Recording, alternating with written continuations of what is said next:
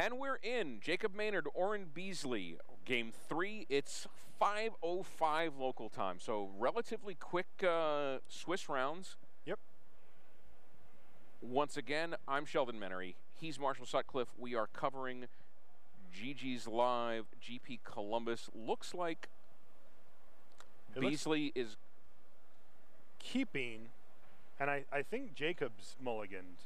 I know Jacob's mulligans. I think Beasley's keeping.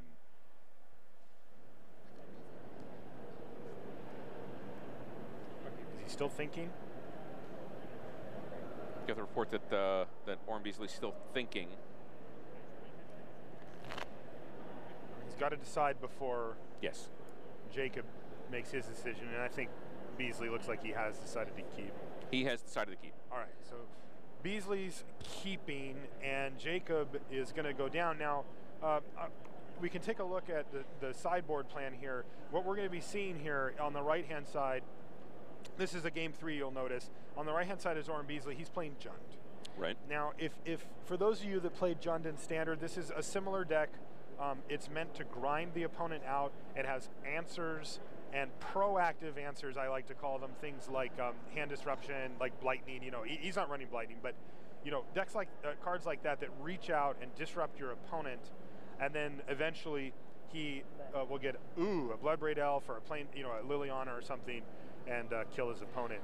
Unfortunately for Jacob Maynard, he's forced to go to 5. Yeah. His 6 cards had no lands in them. Okay. We saw Spellskite, we saw Edge Champion, and some other non-land things. So there was, you know, that's a snap call. He's got to ship it back. Now Lucas on the left-hand side is playing. We're calling it robots. It's a sort of the evolution of what was once called Affinity. A lot of the true Affinity cards are banned or not as good as what we have these days. So this is an artifact aggressive deck that is looking to abuse things like free artifact spells and also cranial plating. So you're going to see your Mem Knights. Yes. You're going to see your cranial platings. Mm-hmm. You're going to see Darksteel Citadel. Interesting. I see 4 Blood Moon in Jacob's sideboard. I wonder if we'll see them. The Jund mana base can cast spells that are red. It does run red, of course, but it also is a very non-basic intensive mana base typically. But going to 5 is going to make it pretty tough because one thing that Jund can do is take cards out of your hand and take cards off the board. Yeah. They will 1-for-1 you all day long, and then eventually they'll start 2-for-1ing you. All right, Blinkmoth Nexus and a Vault Scourge on turn 1. That's a fine start for him, considering that he went to 5. The 3 Ancient Grudges in Orrin's sideboard are huge. That's 6 pieces of artifact destruction. Yeah, that's if he. Oh, there's a lightning bolt. Did you see him pull it to the front there? All right, attack, and he's just going to lightning bolt it right now. Sure. Inkmoth joins the Blinkmoth, and there's a Steel Overseer. Bloodbraid Elf off the top here. I see a Dark Confidant, which is kind of a risky play, although considering the fact that he's not under that much pressure, it might be okay here. If he has a Terminate, he'll probably just use that. We counted, we counted the lands in his deck earlier. I think he was 24 or 25, which 25. usually they run more like 26. That's 8, 9, 13, 14, 15, 16, 18, 19, 20, 21, 25. 25. Yeah, okay. we were running 27 or 28 in Standard. In Standard it was very high, and that was without Dark Confidant. Right. So. Oh, I'd love to have Dark Confidant. Oh, man. Man. Although, what do you replace? Yeah. Yeah, I mean, it could come What do you replace? Like the Putrid Leech is probably. Yeah, I never liked Sprouting Thrynax that much, but it's probably necessary. It certainly serves a different role than what Bob did. And he does play Bob. Yep, there he is. No fear.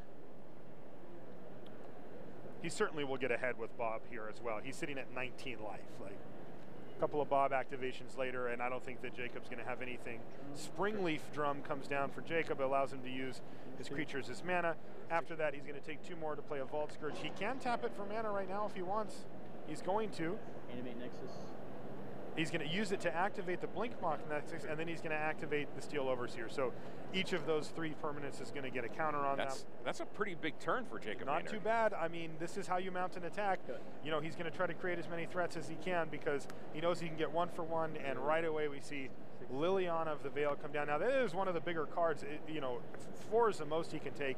And there's a Thoughtseize. You know, the life loss is going to start creeping up on him. But I think the plan is just to Liliana. He only has 1 card left. Right. So, I mean, he's got 1 card, two guys plus the Inkmoth Nexus. It's, yeah, I mean, you start, you eat away his hand and his guys at the same time. What's he got left? I mean, the only card that one of the only cards that you'd really be excited to hit out of his hand is a Cranial Plating. Like, if you can get that out of his hand, it makes his board a lot worse. That being said, if you just kill all of his guys, Cranial Plating doesn't do anything. Right. Does Orin have a 4th land in his hand? We know he has a 3rd. Like 6 lands in his hand. Okay, so he's got a Bloodbraid Elf in his hand. Yep. He's obviously going to make a turn 3 play here, but he's doing some. Yep. There. You know, players today aren't afraid to use their fingers to count stuff. Yeah. Back in the day that was you never wanted to give you just cross their arms. Oh, really? So that they would count under their under their forearms, so you didn't see, oh, that's funny. Or it was a badge of honor that you could do the counting in your head. Yep. All right, so Liliana does come down. He minuses it. That edicts his opponent. His opponent, Jacob, sacrifices the Vault Scourge. And Orin says, you know, I'm going to get in there with this Dark Confidant. And that is a Signal Pest. It's going to tap for mana with the Springleaf Drum. That's going to activate the Blink Moth. And I don't think he has an attack. He's probably just going to activate the Steel Overseer. First. Okay. Activate the Steel Overseer, put a counter attack here, and get in for 3, and he's going to attack Liliana to kill her. All right. I mean, he's giving up. He's fairly stable as the board goes, but Orin is just getting a stream of cards off of Dark Confidant. Right. And that's going to be bad. He just drew 2 lands off of it, although they were both Blackcleave Cliffs, I think, so he needs to have an untapped land here so that he can get the Bloodbraid Elf down. He does have a reasonable target for it with the Signal Pest or the Overseer if he hits creature removal off of it.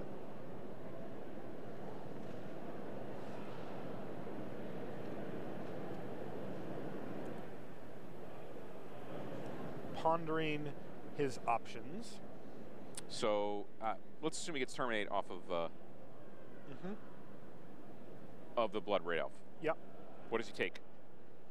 Overseer. Overseer. I mean, that Overseer is his long-term game plan.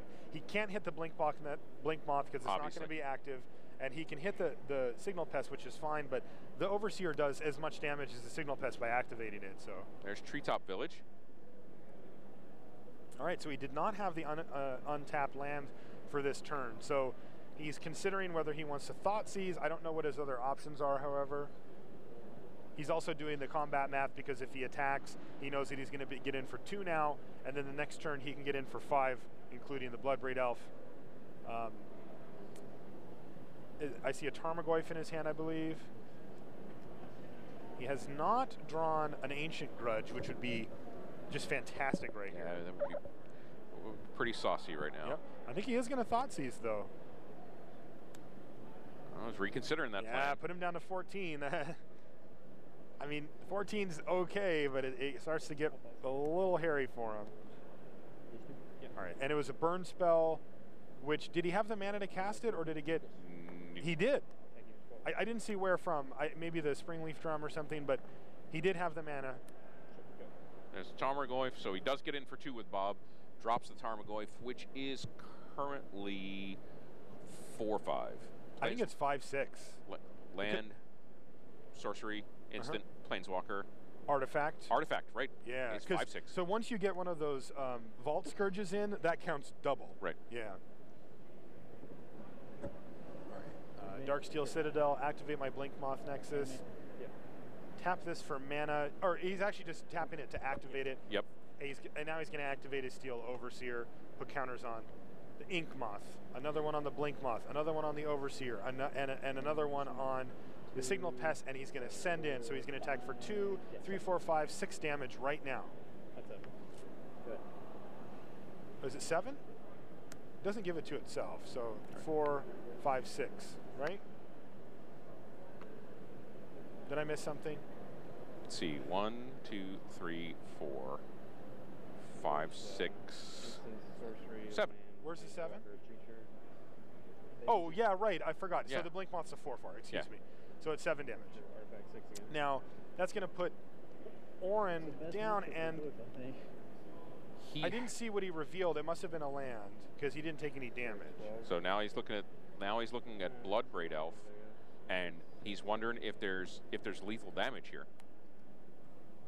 I mean, if this If it's is 5, a lightning 8, 9, 10. 11. Ooh. Ancient Grudge. A grudge.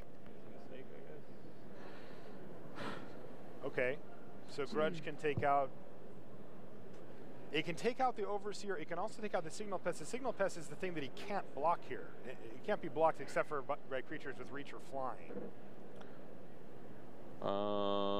He can block the Overseer. Right. He can't block the Nexus either. He cannot block the Nexus though. But the Nexus isn't lethal. Right. I think, quite honestly, I think this is the turn. That this is the turn he needs to survive. Oh, for sure. With this is a critical turn. With that in the graveyard. I mean, he knows Jacob doesn't really run creature removal. He needs to get in enough damage so that he's lethal next turn. And he has another Bloodbraid Elf in hand, so I don't think that's going to be a problem. And still survive, and not die to like a ripped burn spell or something. Well, or to Dark Confidant. Oh, that's a good point too. Good call. Yeah, if he gets too low, you're risky. He definitely has lethal next turn if he wants it. All right, so the big boys are coming in. Oop.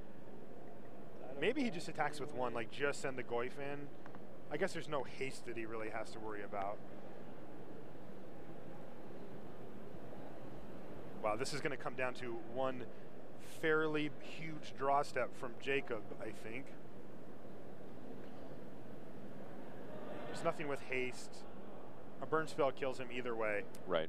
So I think he just ships in here. He does need to be able to. Oh, okay. So the Bob is going to chump. For sure. And I think that Jacob probably just is not going to attack with his Overseer. He's just going to activate it. Right. I think the play here for Jacob Maynard is to not attack with a ground pounder. Just get in with the flyer. He's going to get in for 5 damage and just hope that Bob flips. I mean, there's no window for Orin to kill his own Bob, right? Like that trigger's going on the stack whether he likes it or not. So activate. Yep. Put a counter on. Because you can get him to 2, right? That's 4 counters plus the 1.